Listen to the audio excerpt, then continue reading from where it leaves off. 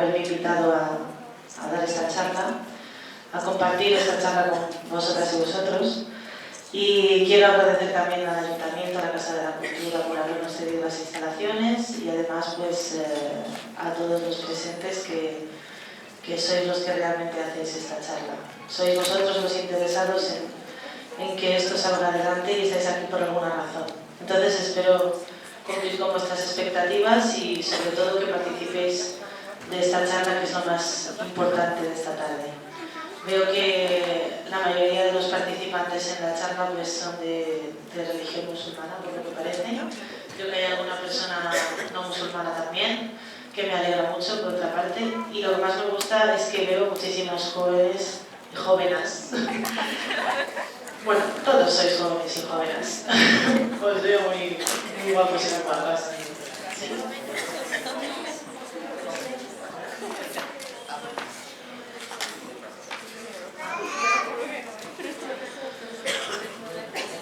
Bueno, pues, Bismillahirrahmanirrahim, en el nombre de Dios, el clemente y el misericordioso. La paz sea sobre nuestro amado profeta Mohammed. Aunque la conferencia no va a ser de corte religioso, pero bueno, es costumbre, pues, para mí, pedir a Dios que nos facilite una buena tarde. Así que empiezo a hablar un poquito de fracaso escolar. No me quiero entretener muchísimo en contar los datos y cosas así, porque realmente lo que quiero es que pasemos al campo, a la práctica, que es lo que más realmente es importante. Y bueno, pues para poder empezar del fracaso escolar, lo primero que tenemos que conocer es cuál es la situación de la educación en nuestro país. Vivimos en España y España ha sufrido muchos cambios políticos a lo largo de la historia. Así que vamos a hacer un pequeño paseo por la edad moderna para conocer un poquito pues, cuáles han sido las leyes de educación y cómo ha ido funcionando el tema. Empezamos por el siglo XVI y XVII, en los que la educación iba principalmente dirigida pues, a la gente noble, a los príncipes, a los hijos de la gente pudiente y a una burguesía para poder mejorar su estrato social. Pero la mayoría de la sociedad de a pie, normalmente se quedaba en el analfabetismo. Entonces teníamos una gran mayoría de gente que no sabía absolutamente nada. En el siglo XVIII, Carlos III trajo una reforma educativa y lo primero que hizo fue pues, expulsar la religión. Expulsó a los jesuitas, preparó una secularización y vio que había pues, una necesidad grande de expandir la educación, así que preparó maestros y escuelas. Y en este cambio educativo pues, hubo personajes como Campomanes, Olavides, Jovellanos, que son bastante conocidos. Perdonadme, no voy a entrar mucho en materia porque es un recorrido histórico un poquito largo. Fernando VII, cuando llegó el absolutismo de Fernando VII, pues la cosa volvió a cambiar y hubo un otorgamiento a la Iglesia Católica de la educación en España. Empezó el trienio liberal, se implantaron leyes sin ideas muy revolucionarias y en la segunda mitad del siglo XIX, durante el reino de Isabel II, se implantó para solucionar el analfabetismo la ley Moyano. Es una ley muy conocida en España y es una ley general que establecía el sistema educativo y el consejo entre las diferentes instituciones educativas, es decir, ponía por primera vez en comunicación a las instituciones educativas y además gozaba de gratuidad, era una educación centralizada, con uniformidad en conceptos, con secularización y libertades un poquito limitadas. Cuando llega la República a España, bueno, empezamos con que se introduce la idea del bilingüismo, que viene empujada desde Cataluña. Se hace un decreto sobre congregaciones y confesiones religiosas y la enseñanza religiosa pasa a ser no obligatoria. Se basa en ¿qué? En la libertad religiosa, porque puede haber diferentes credos, evidentemente, y en la libertad de conciencia del alumno de decidir si realmente quiere o no quiere participar en la religión como asignatura. Se propone crear unas 27.000 escuelas aproximadamente. Bueno, va paso a paso, primero si son 9.000, luego 7.000, etcétera, pero tenemos en cuenta que estamos en una época de decadencia, de recesión, perdón, en la que ocurre el crack del 29. el crack de la bolsa, muy conocido también. Creo que todos y todas lo sabéis, ¿no? ¿Lo habéis estudiado? Sí. Bueno, pues no hay financiación, se promulga una educación pública con estas características, que es laica, gratuita, es una educación activa, creativa, es continua o permanente, social, y se promulga que sea también una educación mixta, que haya chicos y chicas juntos en la escuela. Durante los 2 primeros bienios de los 4 primeros años de la República, se trata de construir una educación social y de progreso, pues que haga a la gente avanzar en comunidad. Pero en el tercer bienio pues sale elegido un partido de corte de derechas, que es el CEDA, y hace lo que se conoce en España como la contrarreforma educativa a la educación que había en la República. Ya pasa posteriormente al franquismo. El franquismo, creo que todos sabéis lo que es el franquismo, bueno, el dictador Francisco Franco era de corte nacional católico y de orientación fascista. Trata de promover una educación confesional, una educación patriótica, social, intelectual, que promueva lo intelectual y lo físico, y de corte profesional. Llegan los años 70 y la gente se empieza a sentar y empieza a sentirse un poquito más cómoda económicamente, etc.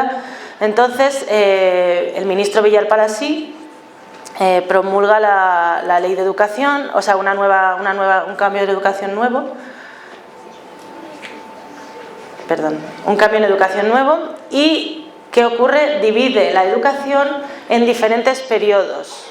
Está la educación maternal, la educación preescolar, la EGB, que es la educación general básica, y estas 3 dan lugar a diferentes títulos. Los títulos que se obtenían eran el graduado escolar y el certificado de escolaridad. Después se pasaba a lo que era el instituto, que era el bachillerato unificado polivalente, el curso de orientación universitaria o COU y la formación profesional como alternativa. Además, se fomenta la educación especial o se potencia a través de la educación de adultos y la educación a distancia. Y en las universidades se puede estudiar la diplomatura, la licenciatura, la suficiencia investigadora hasta el doctorado.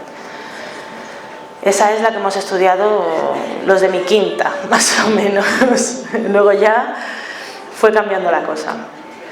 Y por último, en la historia, pues contar un poquito los nombres de las leyes que ha habido. Hubo la LOECE en 1980, que no llegó a entrar en vigor. La LODE, que regulaba el derecho a la educación y fue modificada por una ley orgánica sobre la participación y el gobierno en centros escolares, que la derogó casi completamente a la LODE. La LOGSE, que en 90 fue la ley orgánica de ordenación del sistema educativo, la LOCE, ley orgánica de calidad de educación, en 2002, la LOE, ley orgánica de educación, en 2006, y por último, y la más conocida y más oída estos días en los medios de comunicación, sobre todo en las campañas políticas, es la LOMCE, que entró en 2003 y es la ley orgánica de mejora de la calidad educativa. Bueno, pues después de este paseíto por la historia, un poquito aburrido, vamos a ver qué es el fracaso escolar. Y yo quiero que me digáis, por favor, una definición así sencillita. ¿Qué podemos decir que es fracaso escolar? ¿Algún voluntario por ahí que quiera hablar? ¿Qué os sugiere? ¿Qué pensáis?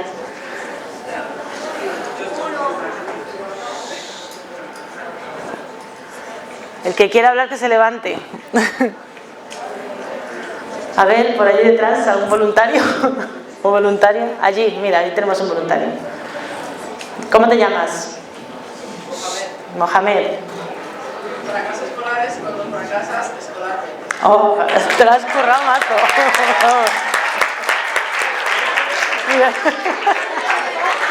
Muy bien, vamos a ver.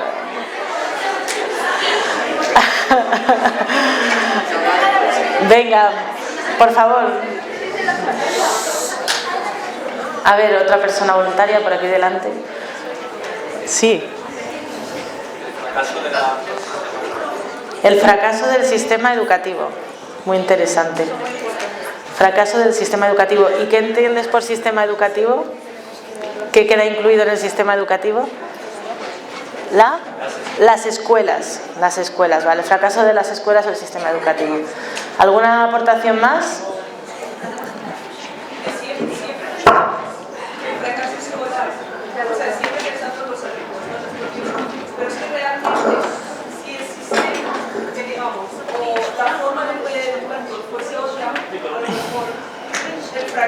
O sea, que piensas también que el fracaso es el sistema educativo entendido como sistema de educación, como está la ley promulgada, etc.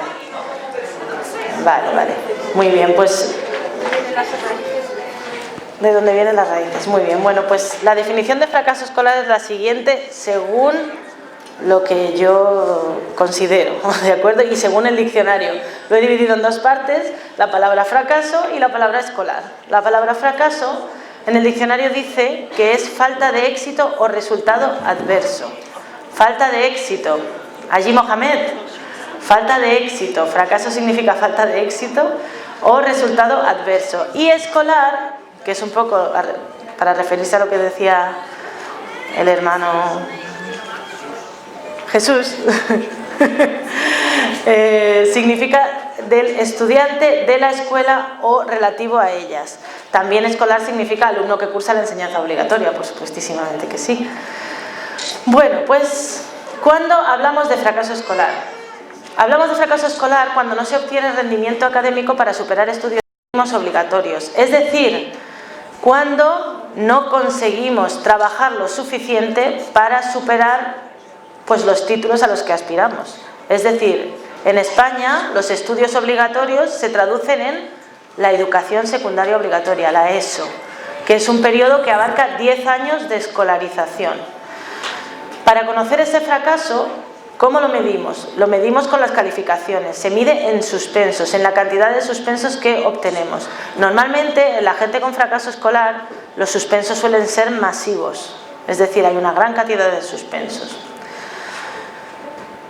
Ese fracaso escolar viene dado por diferentes causas, y las causas las he querido dividir en tres causas diferentes. Las personales, que son alumnos con falta de motivación, necesidades especiales, es decir, las necesidades propias del alumno. Las del sistema de educación, que es el cambio de leyes, de centros, horarios, el cambio de docentes habitual, que van y que vienen, que nunca se quedan allí, que no siguen una permanencia. Y los socioeconómicos. ¿Los socioeconómicos a qué me refiero con ellos? Pues que nuestro entorno es variable, la economía que tenemos es variable, pues que no tenemos la suerte de poder ir a un centro en el que se ofrecen muchas actividades, a lo mejor tenemos que ir a un centro más precario de un pueblecito chiquitín o de un barrio un poco más desfavorecido, etc. Si nos centramos en el fracaso escolar, en las causas personales, en el alumno, normalmente estamos hablando de la autoestima de la persona. La autoestima de la persona. Vosotros y vosotras, ¿cómo os sentís? ¿Os sentís, gracias, bien? ¿Os sentís fuertes? ¿Os sentís tristes? ¿Os sentís motivados? De todo un poco, ¿no? Siempre es un poquito variable. Bueno, ¿tenéis aspiraciones?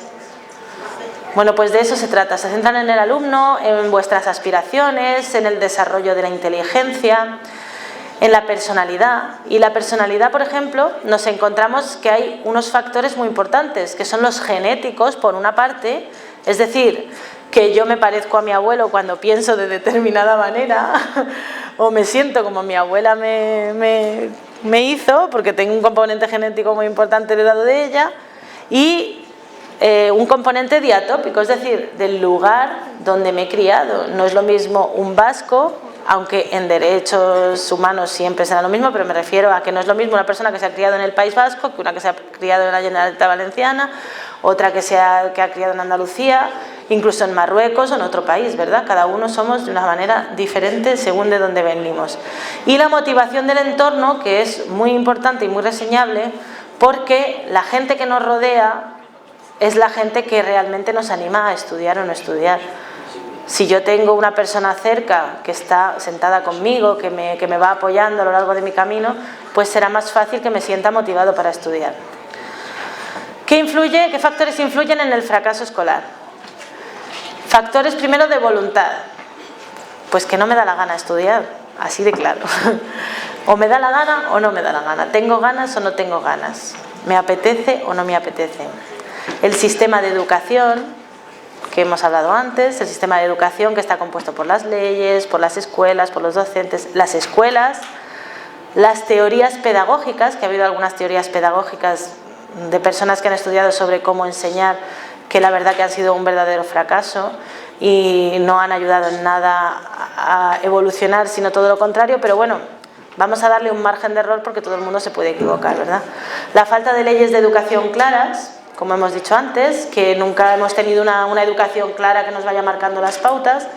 La diferenciación, y en la diferenciación podemos incluir todo tipo de diferenciaciones, desde diferenciaciones por grado socioeconómico, por muchas razones, ¿no? De yo tengo, tú no tienes, de que a lo mejor la distancia hacia el centro, hay muchísimos tipos de diferenciación.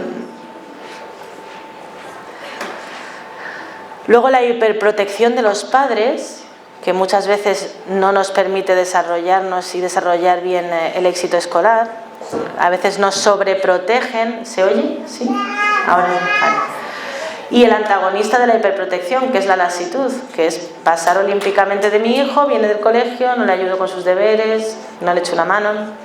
Luego la sociedad y los partidos políticos. La sociedad y los partidos políticos tienen un gran peso en nosotros, sobre todo desde que tenemos medios de comunicación, porque los medios de comunicación marcan mucho el comportamiento de las sociedades. En este momento la sociedad está pasando por un bache muy grande en España, porque tenemos una situación difícil política y no conseguimos asentarnos. Además, al mismo tiempo se está desarrollando la LOMCE en los colegios por primera vez casi, y la gente está muy perdida, los maestros están perdidos, la sociedad no sabe lo que va a pasar con esta educación, con estas leyes, etc. Y ya, por último, los profesores, los alumnos, que también son factores que influyen en el fracaso escolar. El fracaso escolar tiene un periodo, comprende diferentes periodos de duración. El problema puede aparecer desde la edad temprana, es decir, que ya desde pequeñitos se nos ve que tenemos algunos problemas de adaptación o problemas de aprendizaje, etc. Pueden aparecer en la secundaria con las hormonas que están saltando y pueden ser agudos o temporales o permanentes, es decir, que perduren en el tiempo. ¿Qué ocurre con la sociedad en la que vivimos? La sociedad en la que vivimos, he titulado a la diapositiva Sociedad y Bullying, porque, bueno, van ligadas de la mano.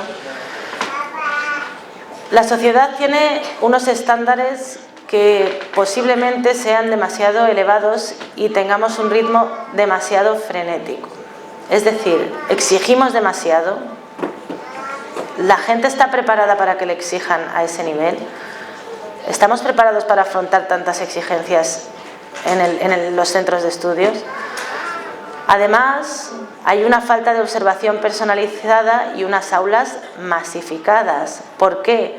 Porque ha habido una explosión demográfica en los últimos años muy grande. Con la calidad de vida, la gente pues ha empezado a tener hijos, ha empezado a haber masificación en las aulas.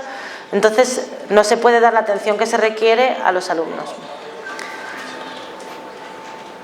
Además de víctimas de tener fracaso escolar, somos culpables, porque somos nosotros. Si decimos que el fracaso escolar es el sistema educativo, somos nosotros los que realmente estamos fomentando que ese sistema educativo fracase, porque cuando vamos a las urnas y votamos, tenemos que saber lo que estamos votando. Cuando vamos al centro y elegimos el centro, no participamos en las aulas, en las AMPAs, no participamos en el crecimiento de nuestros hijos. Y luego existe un problema también de segregación social. ¿Qué ocurre? Que, primero, el colegio hay de todo. En el colegio hay de todo. Bueno, hay personas que deciden llevar a sus hijos a colegios en el que hay una uniformidad en el alumnado. Pero, ¿qué ocurre en la mayoría de colegios públicos o concertados de las regiones españolas? Pues lo que ocurre es que hay diferentes tipos de personas, de diferentes etnias, de diferentes razas, de diferentes estratos sociales, y se mezcla de todo. Pero dentro del propio centro desde las casas se fomenta que haya segregación social. Entonces, aunque los niños sean una página en blanco, los padres y la influencia que tienen alrededor se empeñan en separar a los hijos de sus compañeros de alguna manera. No te juntes con este, no te juntes con aquel, que este es no sé qué, que este no sé cuánto. O sea que también hay una segregación social, y esa segregación social, y además eso, no solo de esa manera, también es una segregación estrática por dinero, hace que la gente sufra de bullying. Hay muchos niños que están sufriendo ese tipo de acoso escolar debido a estos problemas sociales. Bueno, por deciros algo de las tasas de fracaso escolar en Europa, no sé si se ven no se ven las cifras, es que ya me lo imaginaba, pero bueno, para que veáis un poquito lo que hay, el país que más fracaso escolar tiene en la Europa de los 28 es España, con un 20 y tantos %, y hemos bajado, hemos bajado porque teníamos, bueno, 20,4, 21,9 y estamos bastante mal todavía. Estamos en 21,9. Teníamos 30,9 la máxima que hemos llegado. Es muchísimo fracaso escolar. Es verdad que no podemos comparar la climatología de Finlandia con la nuestra, porque a nosotros nos gusta mucho salir a la calle a jugar por las tardes. Y es verdad que también los finlandeses, que los ponen como modelo de educación, están poco tiempo trabajando en el cole, pero algo tendrá que ver la climatología. Yo creo que sí, y según vamos bajando más todavía. Bueno, sobre todo este tema histórico y este tema del fracaso escolar, así un poquito literario, quiero quedarme con una cita de Juan Picornell, que era un pedagogo liberal español, que fue quien tradujo la Declaración de los Derechos Humanos y del Ciudadano, que dijo: si por casualidad se aumenta la república, se podrá decir que crece en hombres, pero no en fuerzas. Ningún Estado, pues, será jamás ni sabio, ni rico, ni ponderoso sin la educación. Esto decía Juan Picornell. Y ahora estos eran los datos. Ahora va a hablar la maestra, que está aquí sentada, y os va a contar lo que ve cada día.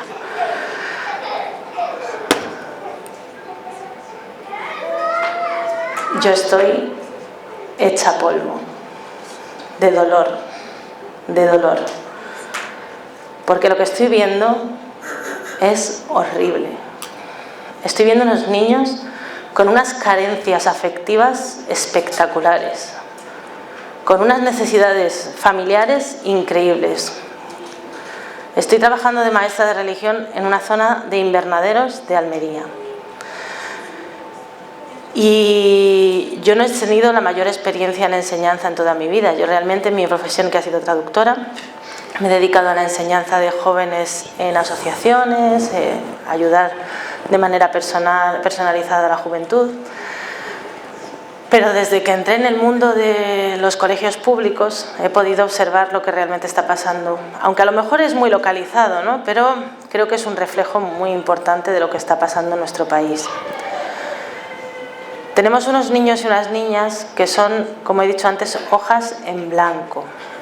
Tenemos un sistema educativo que está en absoluta decadencia, en el que los maestros se tienen que pasar horas, literalmente horas, trabajando para desarrollar indicadores de evaluación para evaluar a los niños, en el que la atención personalizada está casi eliminada, en el que un maestro llega al colegio y cuando está con un alumno que tiene necesidades especiales, en muchos casos está mirando el reloj para marcharse a casa, porque está sometido a un estrés de 35 niños por aula, en el que los niños no importan, importa la cantidad de contenido que puedas meter de tu programación en una clase, en un aula, y en el que los niños realmente nunca llegan a ser niños.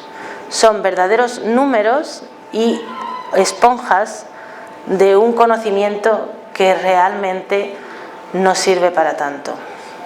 Se introducen proyectos educativos en centros en los que los niños casi salen sin leer. Proyectos educativos que abarcan, pues, desde el tema de no sé, el universo hasta los microorganismos, pero en realidad, aunque desarrollan el proyecto, los niños hacen 4 proyectos en un año. ¿Qué conocimiento van a sacar estos niños de esos 4 proyectos? Sí, van a saber de esos proyectos, pero terminan la educación primaria con unas faltas de conocimiento tremendas. Es verdad que el fracaso escolar depende del sistema educativo, es verdad que depende del alumno. Todo ello, si hablamos de sistema educativo o de comunidad educativa o de comunidad escolar, tenemos que incluir ahí tanto a los políticos como a las escuelas, como a los padres y a las madres y a los niños. Pero yo me voy a ir más lejos y voy a ir a ver lo que está pasando realmente.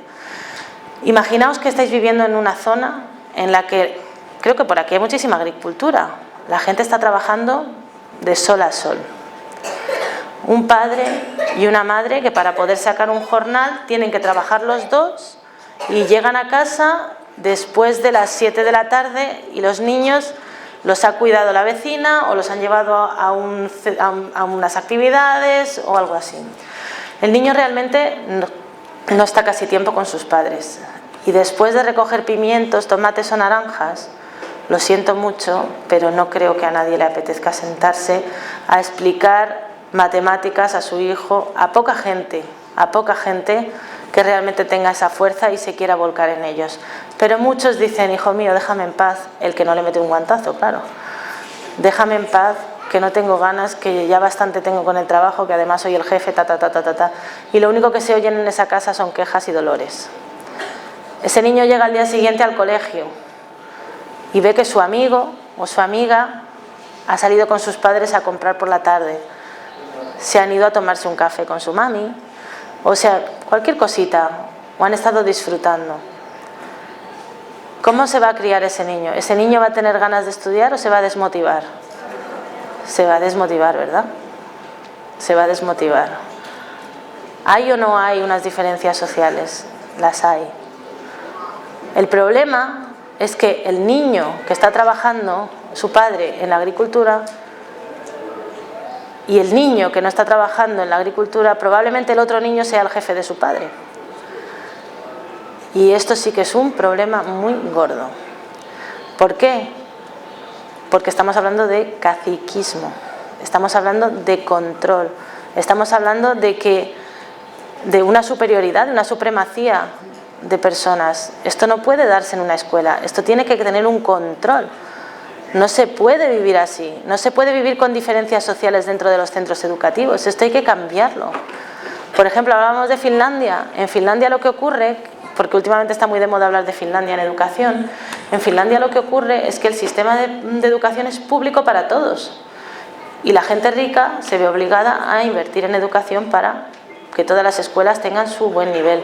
Los chavales no hacen deberes, tampoco hacen muchos deberes aquí. Yo por lo menos en el centro donde yo estoy no tienen tanta tarea. Pero en general creo que no hay tanto. ¿Vosotros teníais mucha tarea? ¿Sí? Bueno, yo también en mi época, pero bueno, tampoco nos quejábamos mucho de los deberes. Bueno, en general, hay un sufrimiento generalizado. La gente no sabe dónde va.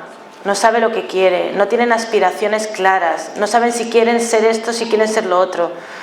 Hay niñas de 12 años, y hablo mucho de la comunidad marroquí que tengo allí en el centro, niñas de 12 años que quieren casarse para irse de su casa. Estamos hablando de niñas de 12 años. Por favor, hay que ser niños, hay que ser niños, hay que vivir como niños y como niñas. Pero no solo ellas, todos los demás que tienen alrededor. En un pueblo en el que no hay ninguna actividad extraescolar productiva que realmente apetezca a los niños para motivarse. Sí, hay baloncesto, hay fútbol, etcétera, pero realmente, ¿qué es lo que está pasando?